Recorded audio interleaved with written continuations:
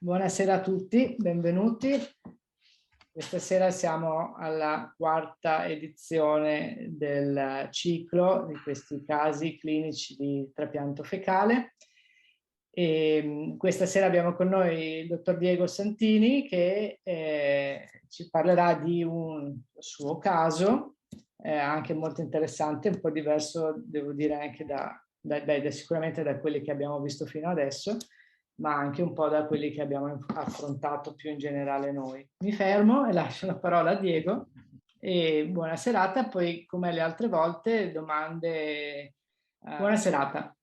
Bene, Mm, grazie Barbara dell'invito, grazie Barbara dell'aiuto che così mi hai potuto dare nel portare in fondo questo caso.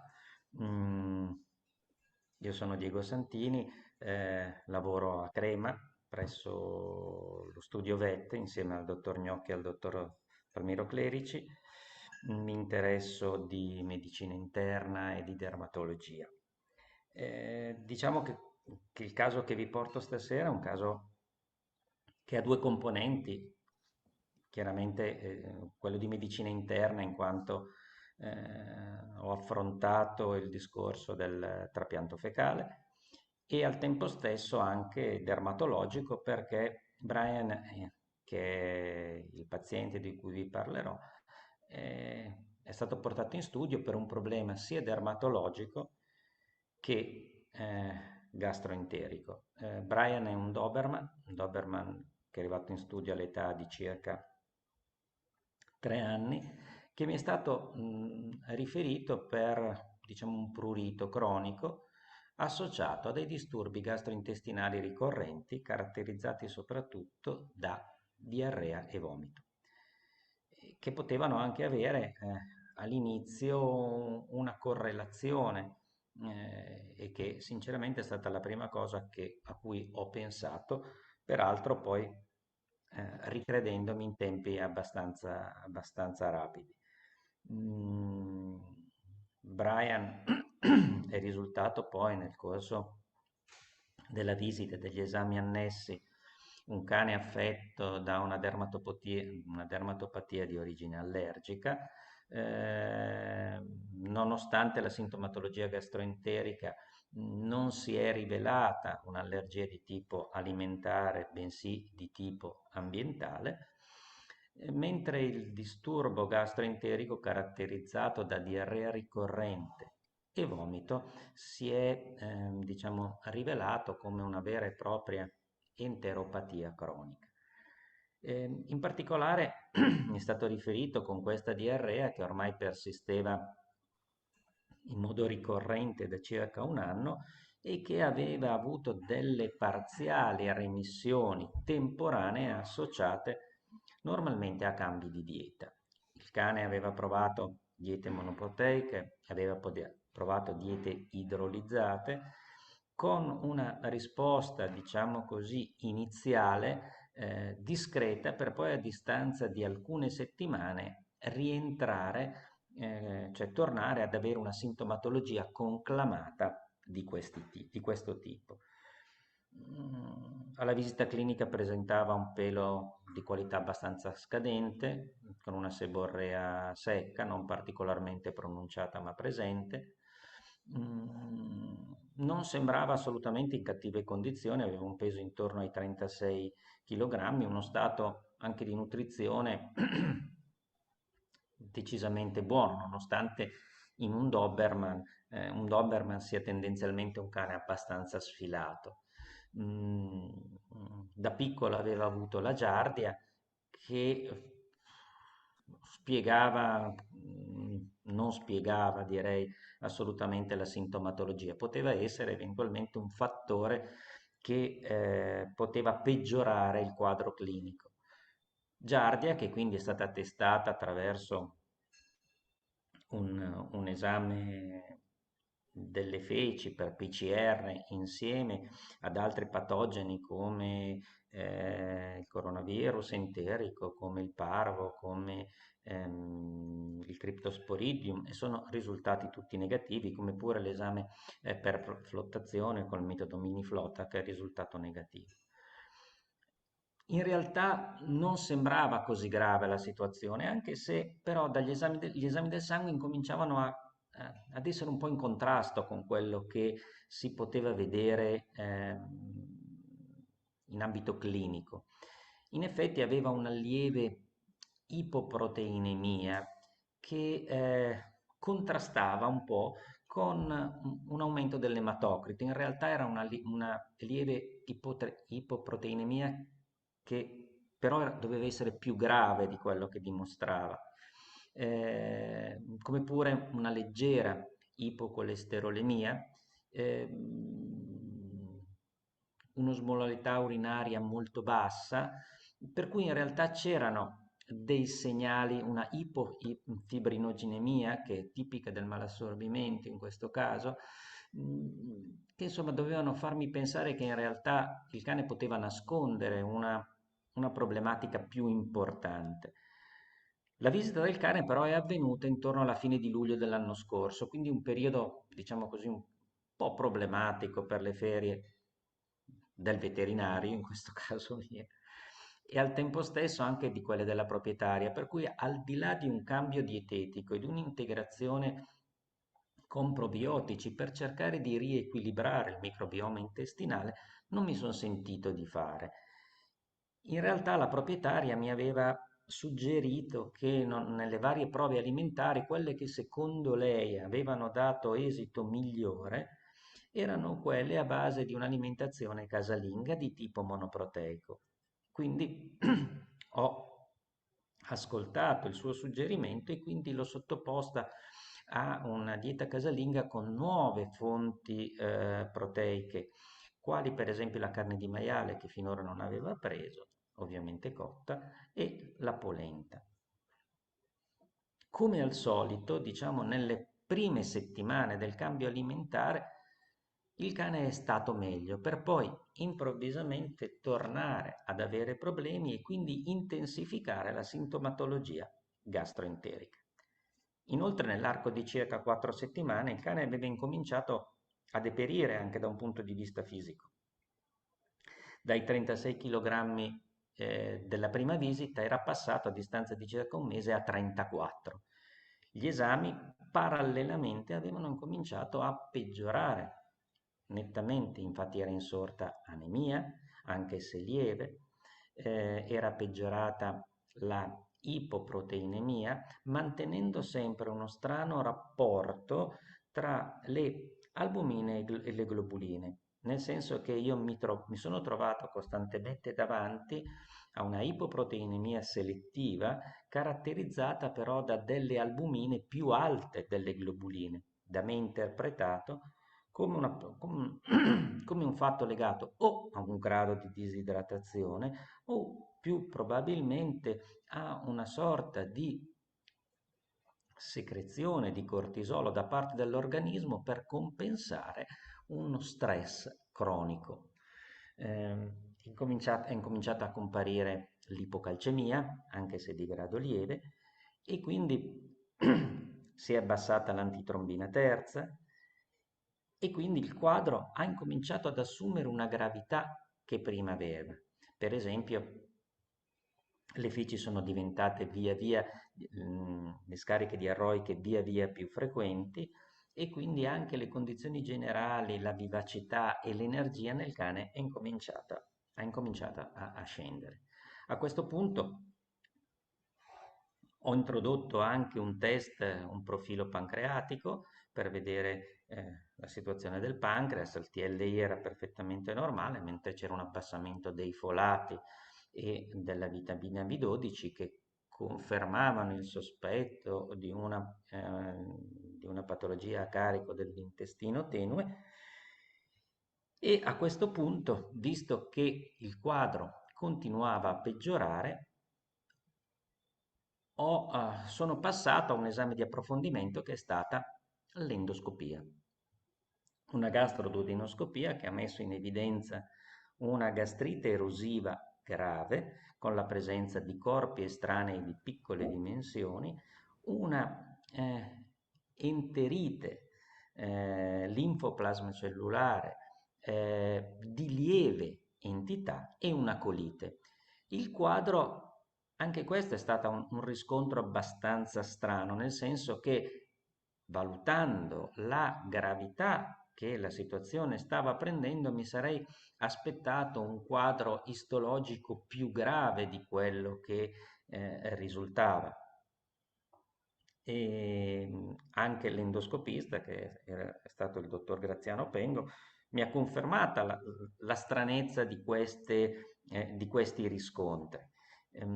A questo punto mi sono deciso di intervenire anche con una terapia antibiotica, eh, perché pur sapendo che un antibiotico poteva creare un'ulteriore disbiosi, poteva magari anche temporaneamente migliorare il quadro clinico. Accanto all'antibiotico ho introdotto anche una terapia cortisonica a base di 1 mg/chilo al giorno, proprio perché questo quadro era poco suggestivo di un'infiammazione così importante. La terapia antibiotica ha dato e cortisonica ha dato una risposta iniziale per poi tornare nuovamente a peggiorare, e anche sapendo, diciamo così, il, tra virgolette, la forza e la possibilità che un'ulteriore terapia antibiotica mi creasse problemi, mi sono rassegnato a provare il metronidazolo, che io è un antibiotico che uso veramente poche volte. E in effetti anche col metronidazolo non ho ottenuto neanche una remissione iniziale come avevo ottenuto con i cambi di dieta precedenti. A questo punto ho abbandonato la terapia antibiotica, ho gradualmente abbassato la terapia cortisonica e mi sono trovato davanti alla scelta di o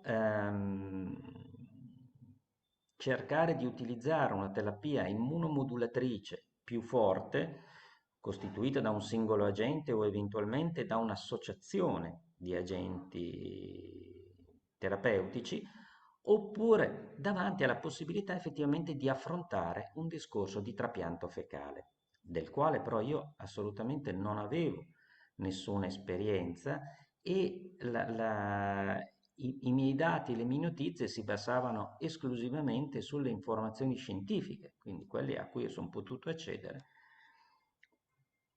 a cui sono potuto accedere.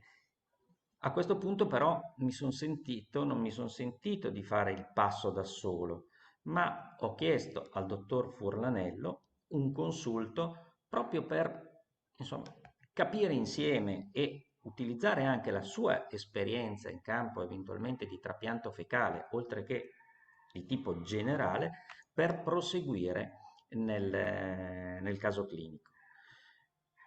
Mi sono rivolto a lui, ho portato il cane in clinica e anche lui ha notato la stranezza del quadro, dei sintomi con i dati di laboratorio. Tra l'altro a questo punto eravamo arrivati a un peso del cane che era di 28,3 kg, quindi dai 36 iniziali eravamo scesi ai 28, e quindi con uno stato proprio anche di abbattimento molto forte del cane, di scarsissima energia.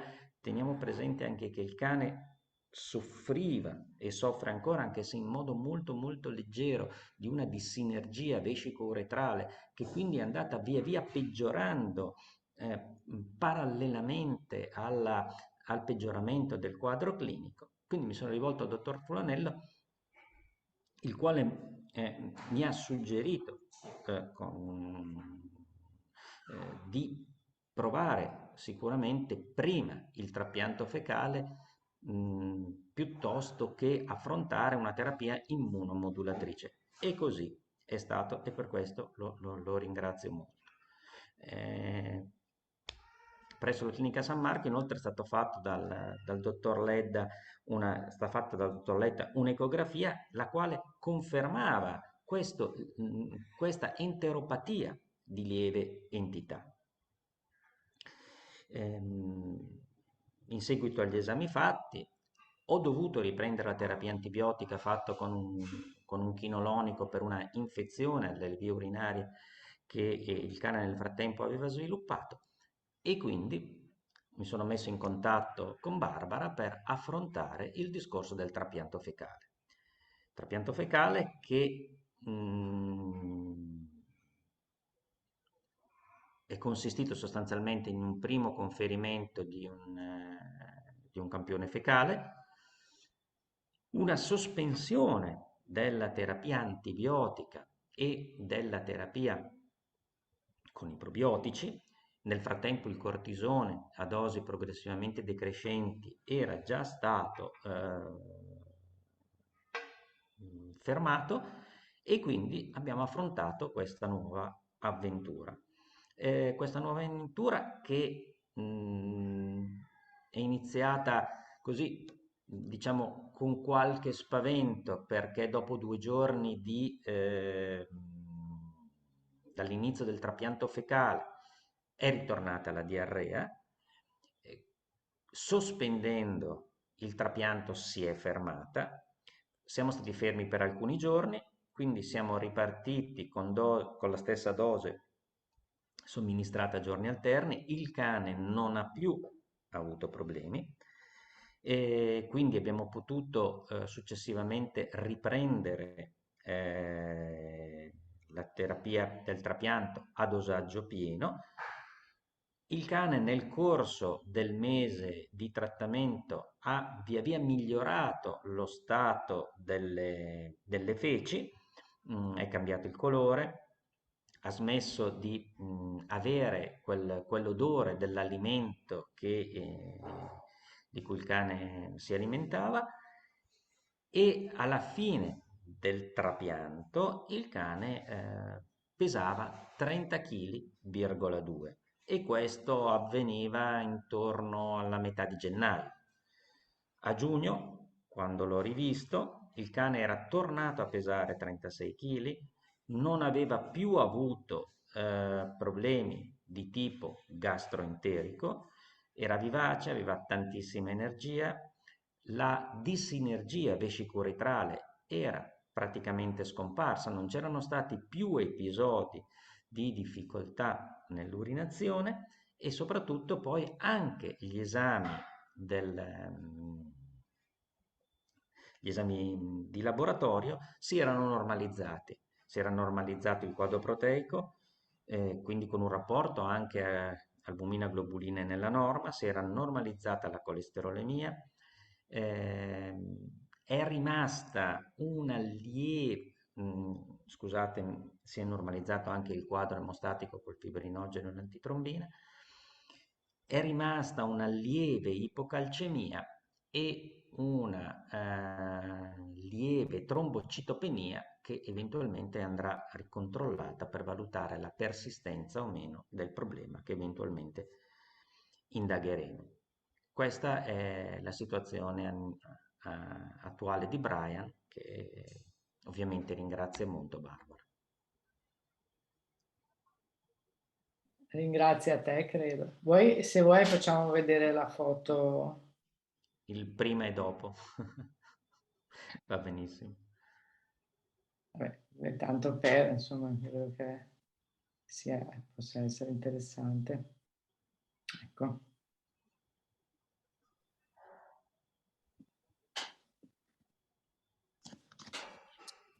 Bene, tu hai concluso e quindi niente, apriamo spazio alle domande, o via chat appunto, o via voce per chi vuole, basta che si metta il microfono. Sì, buonasera. Michela Pettorali da Roma. Avrei la curiosità di sapere se anche la sintomatologia cutanea del prurito è scomparsa, diminuita o se è rimasto, il prurito è rimasto.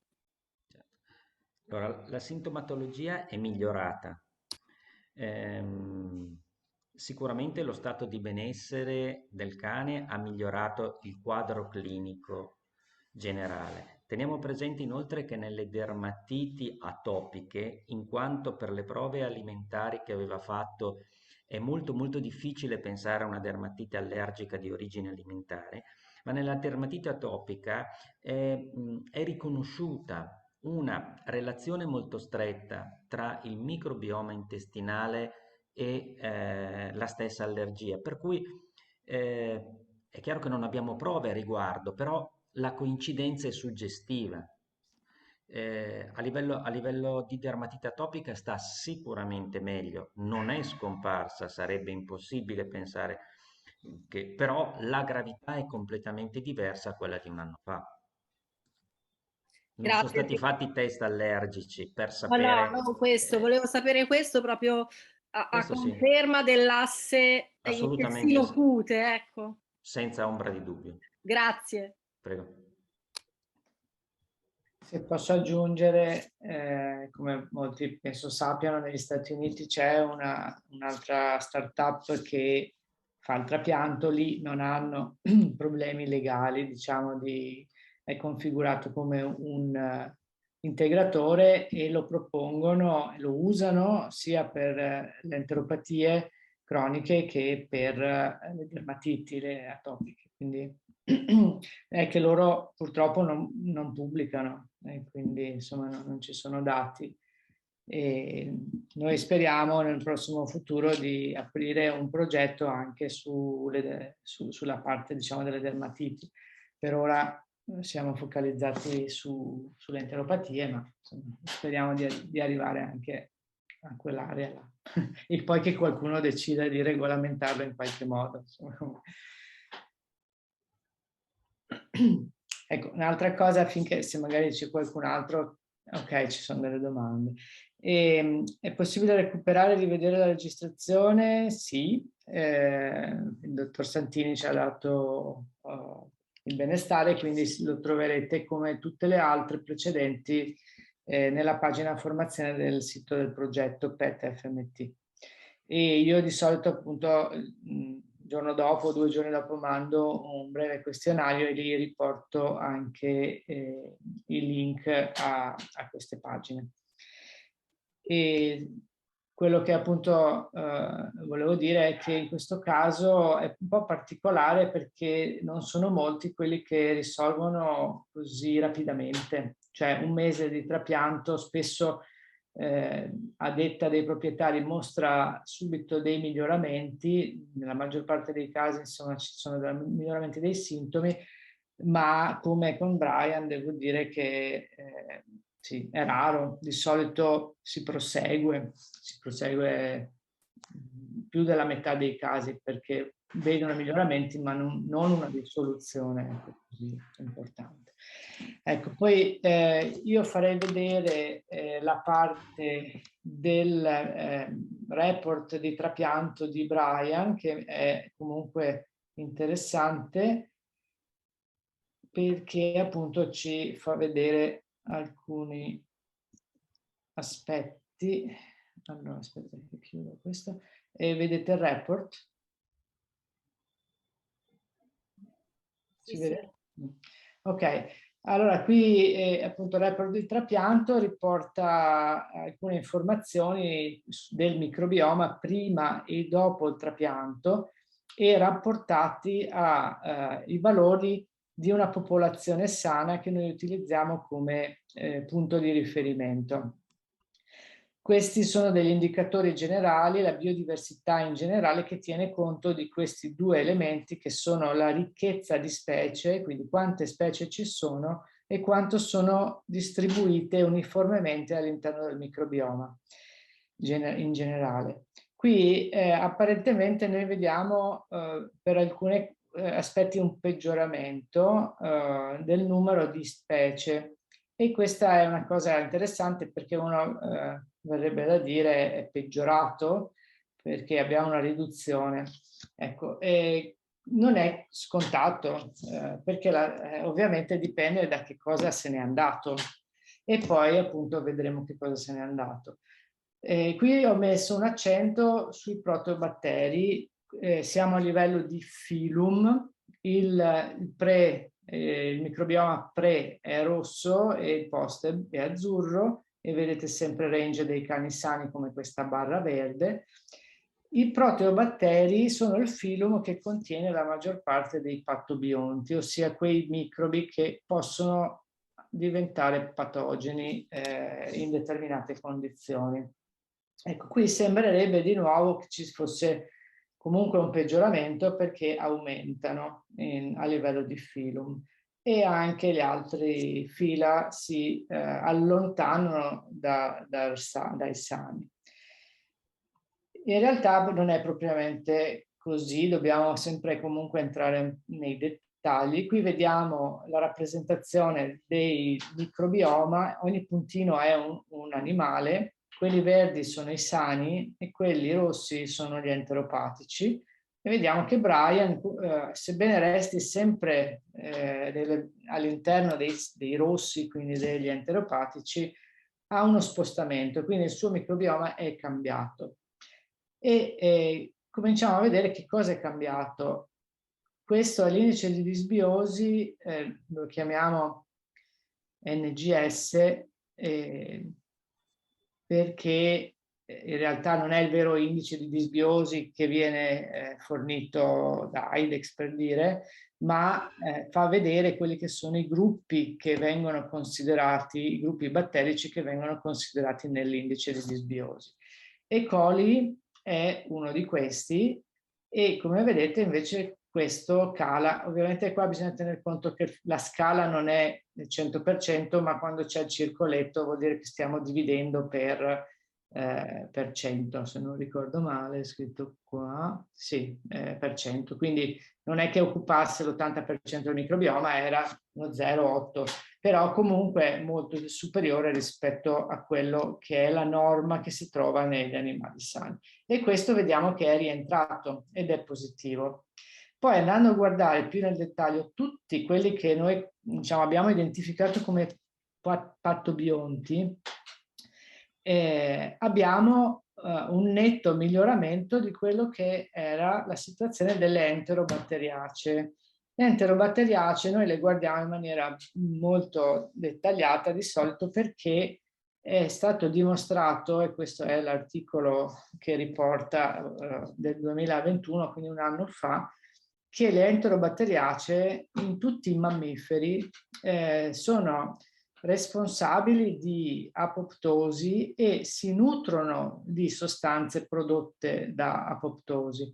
E quindi apoptosi significa infiammazione. Qui la situazione potenzialmente, prima di iniziare, mostra una correlazione con microbi che vivono in un mondo infiammato, che poi rientra molto, e praticamente scompaiono questi batteri. Quello che fa aumentare sono questi altri patobionti, Suttarella e Anaerobium spirillum, che a livello di letteratura sono associati a animali enteropatici, ma in realtà non sappiamo esattamente cosa fanno.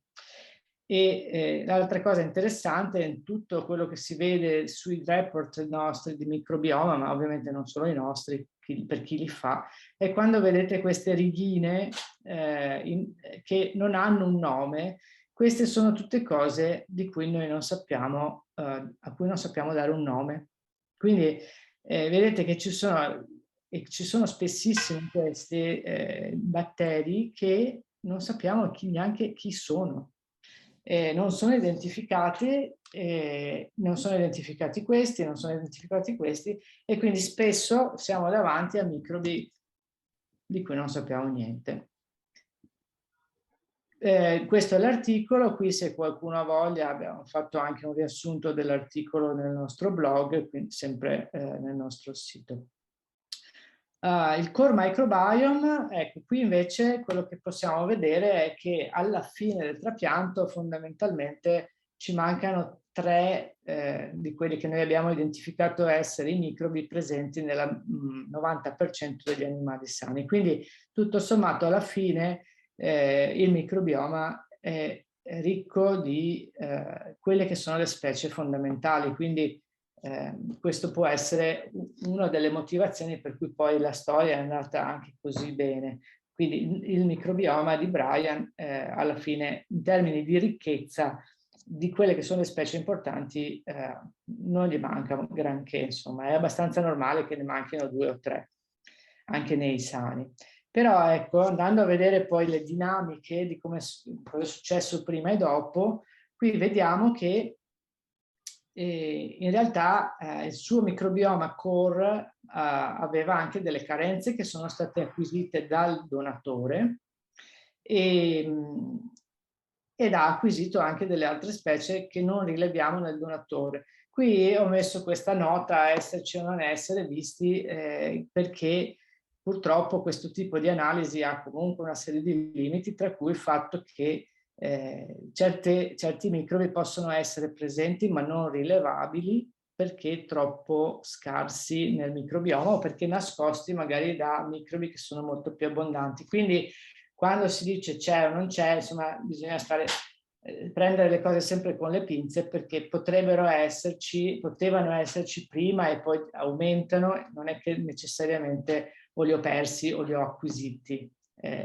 Potrei anche vederli o non vederli più. Ad esempio, nelle specie perse, quelle che sono responsabili della riduzione di quell'indicatore della ricchezza, vediamo che sono scomparse tutta una serie di taxa.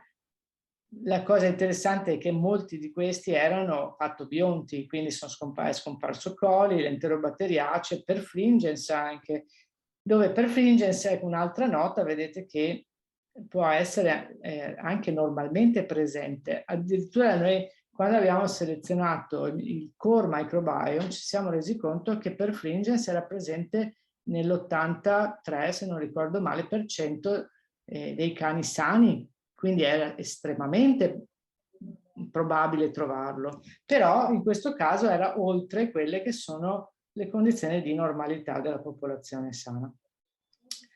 Abbiamo anche perso un paio di specie core. Sono perse o non le sto vedendo? Non lo sappiamo.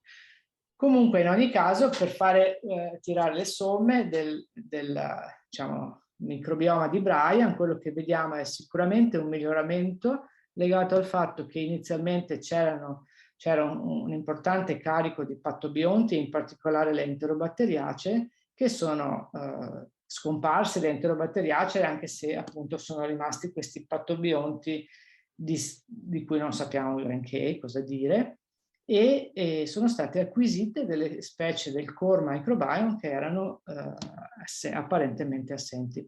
Permane ancora un po' di squilibrio, però sappiamo che il microbioma è un mondo estremamente dinamico ed evidentemente nel caso di Brian abbiamo innescato un movimento che è stato a tutti gli effetti positivo, perché ecco un'altra particolarità di questo caso che non troviamo in molti altri è il fatto che anche le analisi stesse si sono normalizzate. Abbiamo segnalazioni invece di casi in cui il proprietario rileva il fatto che l'animale sta meglio, ma le analisi non si sono ancora normalizzate o non sono migliorate, il che ovviamente è strano, tutto da capire, però ecco nel caso di Brian invece abbiamo anche questo aspetto. Beh, l'unica cosa che posso dire a conclusione di questo caso è che mh, quello che è stato fondamentale per me è stata la collaborazione di tutti, cioè questo caso si è risolto perché non è intervenuta una persona sola, proprietaria compresa, perché la proprietaria si è affidata in totale fiducia,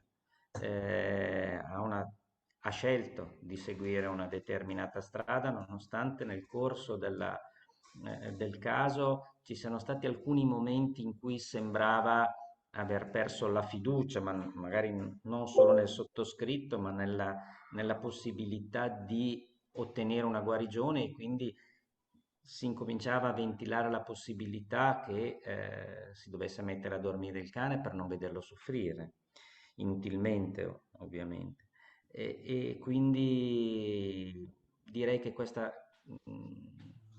successo è stato merito di una grande collaborazione fra varie persone, come vi dicevo la proprietaria, Barbara, il dottor Furlanello, e quindi è stato possibile venirne a capo solo attraverso questo aiuto reciproco, che purtroppo non è sempre disponibile, ecco, per tanti motivi, però in questo caso ha funzionato e molto bene. Guarda, io ti ringrazio ancora, perché comunque è anche nello spirito di queste serate che facciamo quello di poter condividere delle esperienze, e speriamo insomma che possano essere utili e interessanti. Sicuramente il fatto solo che siamo qui a parlare di trapianto fecale qualche anno fa poteva essere fantascienza. Adesso invece è una cosa attuale, presente, che può solo migliorare nel tempo, e che soprattutto lascia grandi speranze, visto i successi o comunque i miglioramenti che ci sono stati in tante situazioni un tempo gestibili forse con delle terapie molto più pesanti, che sicuramente avrebbero chiesto il conto nel corso della vita. Bene, io ti ringrazio ancora, Grazie a ringrazio voi. tutti i partecipanti, e per chi vuole ci vediamo mercoledì prossimo con la dottoressa Francesca Fiorio, che oltretutto è anche qua, e saluto. Buona serata e arrivederci. Arrivederci.